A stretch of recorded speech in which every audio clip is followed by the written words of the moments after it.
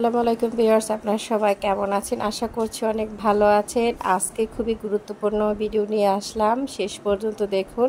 ইউটিউবে যাদের রিচ হচ্ছে না তারা কিন্তু আজকের ভিডিওটি দেখলে নতুন যারা তারা অনেক উপকৃত হবেন। আসুন ভিডিও শুরু করি।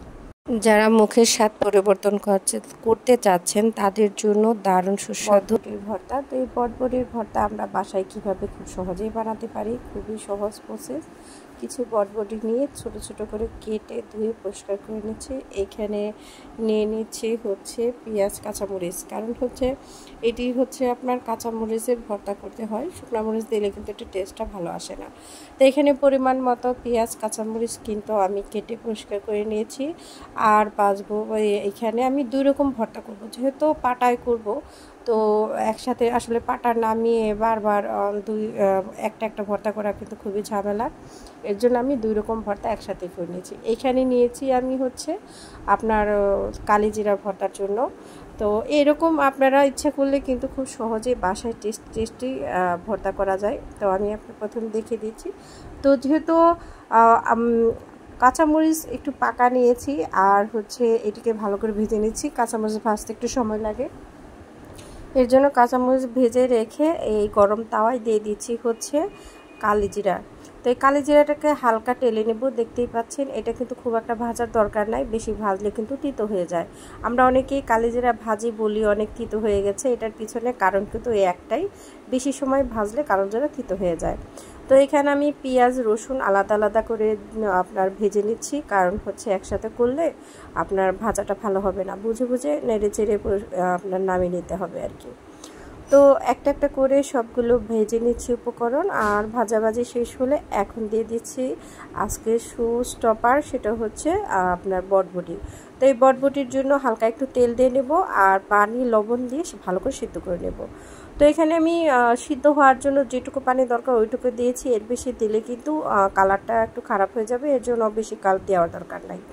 তো দেখতেই পাচ্ছেন কালারটা এরকম হয়েছে। আমি একটু সিদ্ধ করে নেব, সিদ্ধ করলেই বুঝতে পারবেন। যেহেতু বাটায় এইটা কিন্তু আপনার বেটে নিতে হবে পাটায়, এটা কিন্তু ব্লেন্ডারে দিলে খুব একটা সুন্দর হয় না। তো সব রকম করেই আমি দেখার চেষ্টা করেছি, কিন্তু ব্লেন্ডার খুব একটা ভালো হয় না।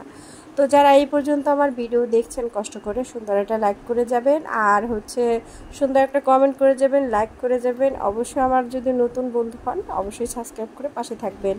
আমি চেষ্টা করি আমার পরিবারের জন্য আমি কি করছি বা আমার যে সংসারের টুকিটাকি কাজের ফাঁকে ফাঁকে আমি ভিডিওগুলো রেডি করি। আশা করছি ভিডিওটি আপনাদের ভালো লাগবে। আর যদি ভিডিওর মধ্যে কোনো কিছু পরিবর্তন দরকার হয় বা আমার কথায় মন খারাপ হয় সেটাও কিন্তু আপনারা জানাতে পারেন। আর কমেন্টস আমি প্রায় সবার কমেন্টসের উত্তরই দিয়ে থাকি। আর যারা ভিডিও রিচ করতে পারছেন না তাদের জন্য একটা টিপস, যারা ভিডিও রিচ করতে পারছেন না তারা অবশ্যই বেশি বেশি করে নতুন যে মানে ভিডিও, আমরা কিন্তু সবসময় পুরাতন বা ভাইরাল যারা থাকেন তাদের ভিডিও দেখে থাকি, কিন্তু আমাদের উচিত যারা নতুন তাদের ভিডিও দেখা, তাদের ভিডিওতে আপনার লাইক দেওয়া, লাইক দেওয়া, কমেন্ট করা এবং তাদের সাবস্ক্রাইব করে বন্ধু হয়ে পাশে থাকা। তখন আপনি যখন অনেক বড় ভিডিও মানে কোনো বড় ইউটিউবারের ভিডিও দেখবেন, তারা কিন্তু ওই 1000 1500 কমেন্টসের মধ্যে আপনার কমেন্টস পড়তে যাবে না। তখন আপনি যে তাকে একটা কমেন্টস করলেন কষ্ট করে, সে কিন্তু তার সেই পরিমাণ উত্তরটা ফেরত দেয় না। এটা আমি অনেকবার দেখেছি, আমি যতটুকু বুঝি আর কি সেটা আপনাদের সাথে শেয়ার করছি।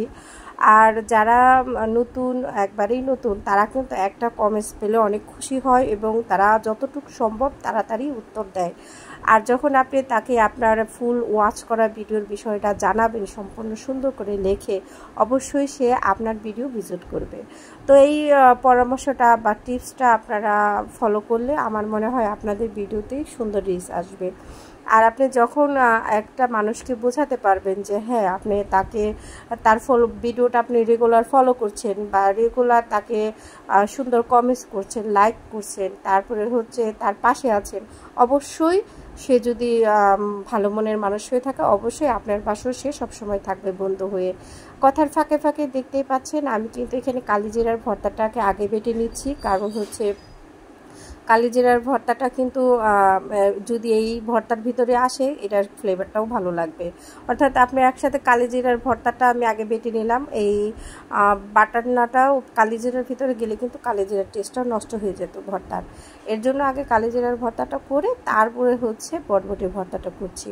তো এইটা খুবই সহজ, সবাই কম বেশি পারি, অনেকে আছেন নতুন পারি না বা অনেকটি আইটেম ভর্তাও করতে চাচ্ছেন, কিভাবে করবেন বুঝতে পারছেন না, কোনটা কোনটা করা যাবে বুঝতে পারছেন না, তারা ভিডিওটা ফলো করলে অবশ্যই উপকৃত হবেন।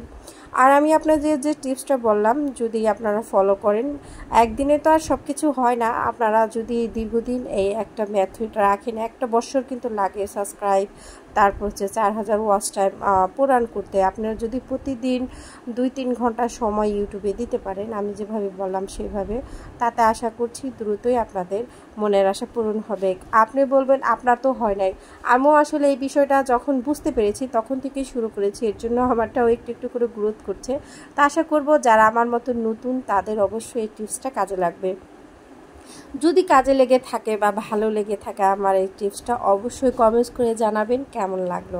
আর যারা ভিডিওটা শেষ পর্যন্ত দেখতে পারবেন তারাই হয়তো বা টিপসটা পেয়ে যাবেন। তো আশা করছি ভিডিওটি ভালো লাগবে আপনাদের। আর আমি তো প্রথমেই অনুরোধ করেছি যদি আমার ভিডিওটি ভালো লেগে থাকে অবশ্যই আমার চ্যানেলকে সাবস্ক্রাইব করবেন। যেহেতু আমি নিজেও নতুন, আমি আপনাদের সাথে ছোট্ট একটি মানে কি বলবো টিপস শেয়ার করলাম। আর আমার এই পর্যন্ত বাটা সব দেখেন আমি শেষ করে দিয়েছি। আর এভাবে বাটাটা আসলে এভাবে দেখানোর কোনো মানে নাই, কারণ সবাই কম বেশি যারা বাটতে পারেন তারা জানেন কিভাবে বাটতে হয়। এই হচ্ছে আমার কালিজিরার ভর্তা, আর এইটা হচ্ছে আমার হচ্ছে এই আপনার বটবটি ভর্তা। খেতে কিন্তু খুবই ভালো হয়। সবাই ভালো থাকবেন, আল্লাহ হাফেজ।